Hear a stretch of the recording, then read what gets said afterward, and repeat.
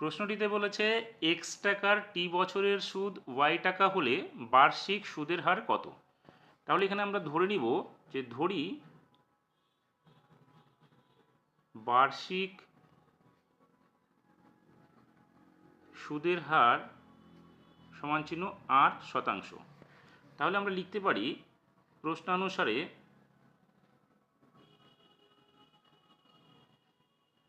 কি X into T into R by 100 equals to কী হবে ওয়াই, বা X into T into R equals to কী হবে ওয়াই ইন্টু 100, বা যেহেতু আমাদের এখানে সুদের হারটা বের করতে বলেছে তাহলে আমরা আর এর মান বের করব।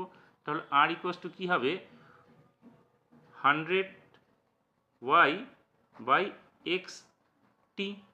তাহলে এখানে কি হলো, বার্ষিক সুদের হার হচ্ছে আমাদের 100 ওয়াই বাই এক্স টি। এটাই হচ্ছে আমাদের বার্ষিক সুদের হার।